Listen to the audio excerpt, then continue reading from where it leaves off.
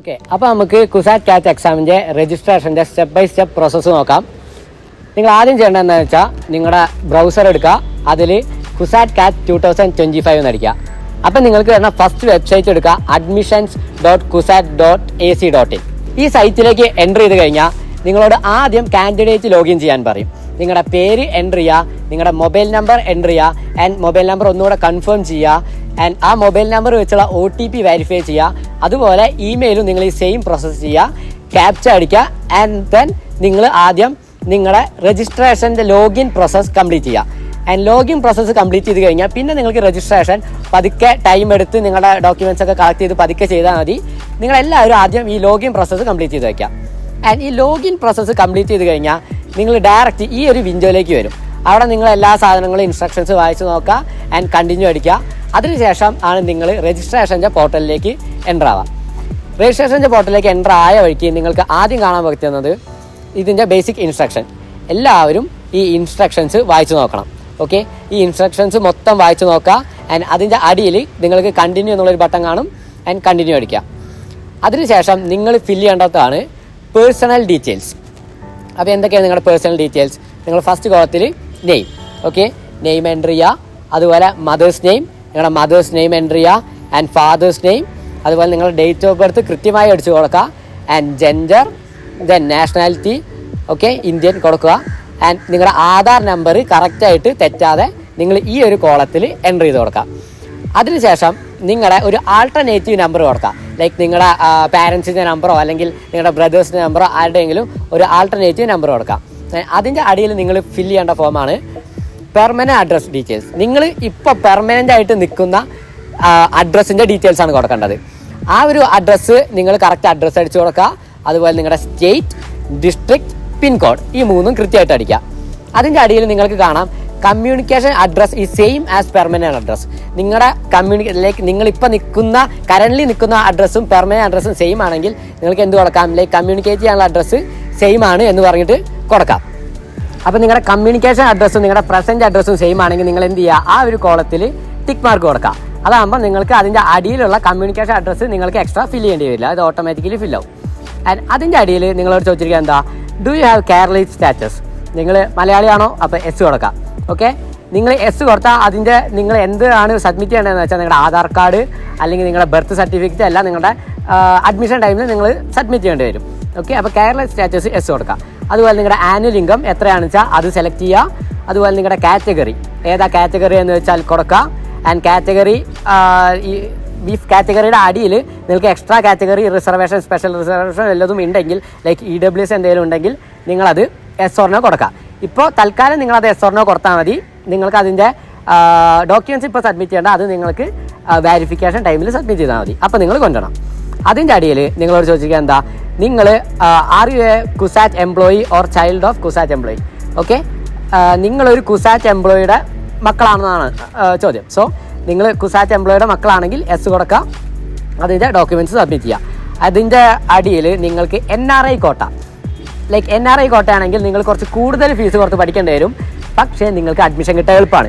Okay, അപ്പോൾ NRI കോട്ട നിങ്ങൾക്ക് അവെയിൽ ചെയ്യണമെങ്കിൽ നിങ്ങളുടെ ഏതെങ്കിലും റിലേറ്റീവ്സ് പുറം രാജ്യത്ത് ഉണ്ടായാൽ മതി. അവരുടെ ഒരു റെക്കമെൻഡേഷൻ ലെറ്റർ കിട്ടിയാൽ നിങ്ങൾക്ക് ഇവിടെ NRI കോട്ട അവെയിൽ ചെയ്യാൻ പറ്റും. സോ അത് ആലോചിക്കുക, NRI കോട്ട കൂടുതൽ പൈസ കൊടുത്ത് പഠിക്കണം, പക്ഷേ നിങ്ങൾക്ക് അഡ്മിഷൻ കിട്ടാൻ എളുപ്പമാണ്. ഓക്കെ, അപ്പോൾ അത് നിങ്ങൾ എന്താണോ നിങ്ങളുടെ ആഗ്രഹിച്ചാൽ അതിനനുസരിച്ച് ചെയ്യാം.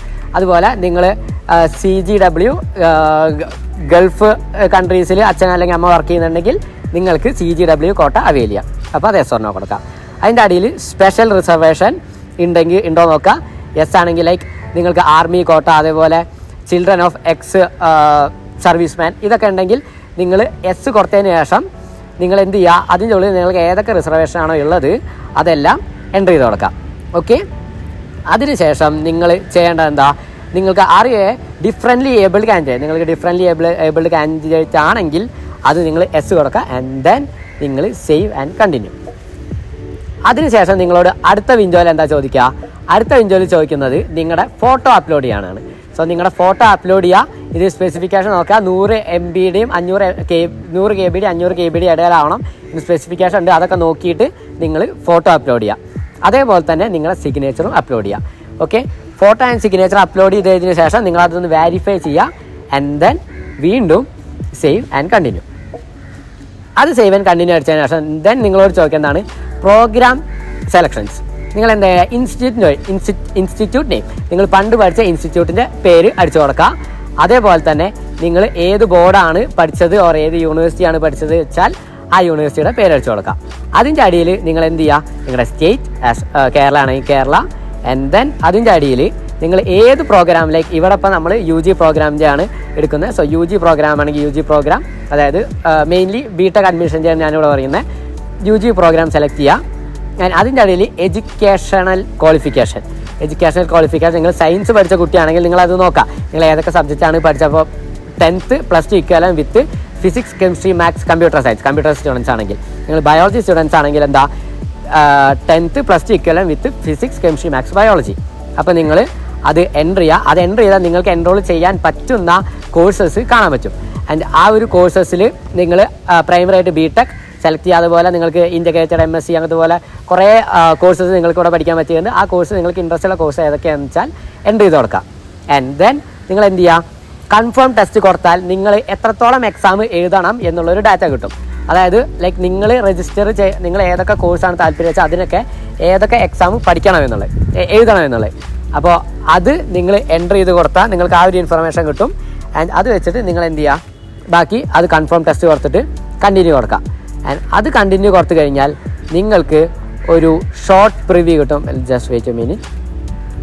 അത് കണ്ടിന്യൂ ചെയ്താൽ അതിൻ്റെ അടിയിലുള്ള ചെക്ക് ബോക്സ് നിങ്ങൾ ടിക്ക് ചെയ്യുക. ആൻഡ് സേവ് ആൻഡ് കണ്ടിന്യൂ കൊടുത്തു കഴിഞ്ഞാൽ ദെൻ നിങ്ങൾ ഏത് വിൻഡോയിലേക്ക് എത്തുക, നിങ്ങളുടെ ഒരു ഷോർട്ട് പ്രിവ്യൂ, അതായത് നിങ്ങളിപ്പോൾ എൻ്റർ ചെയ്ത് കൊടുത്ത എല്ലാ ഡാറ്റാസും ഒന്നുകൂടെ റീചെക്ക് ചെയ്യുക. നിങ്ങളുടെ രജിസ്ട്രേഷൻ നമ്പർ, അതുപോലെ നിങ്ങളുടെ പേര്, ID and mobile number, father details, അതുപോലെ നിങ്ങൾ കൊടുത്ത എല്ലാ ഡീറ്റെയിൽസും നോക്കാം. നിങ്ങൾ ഏതൊക്കെ റിസർവേഷൻ അവൈൽ ചെയ്തിട്ടുണ്ടോ എന്ന് നോക്കാം.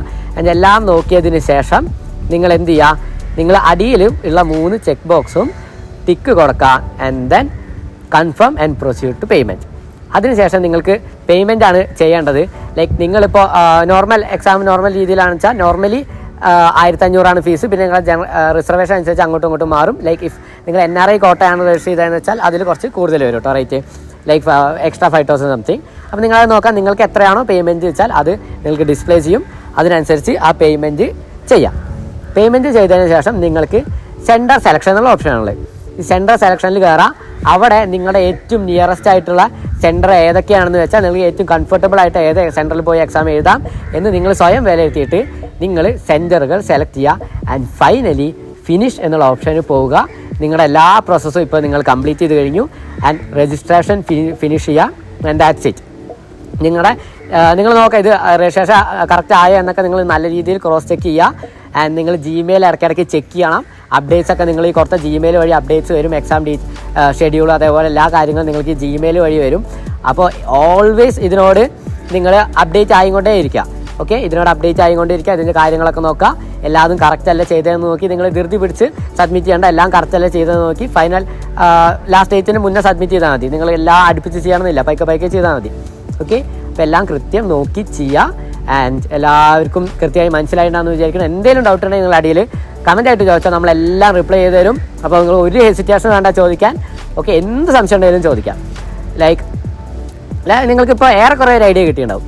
അപ്പോൾ നമുക്ക് എന്തായാലും നിങ്ങൾ എല്ലാവരും നല്ല അടിപൊളിയായിട്ട് പഠിക്കുക. നിങ്ങൾ പഠിക്കാനുള്ള ഹെൽപ്പും എല്ലാ കാര്യങ്ങളും നമ്മൾ ഈ ചാനൽ വഴി പ്രൊവൈഡ് ചെയ്ത് തരാം. അപ്പോൾ എല്ലാവരും നല്ല വൃത്തിയായിട്ട് പഠിക്കുക.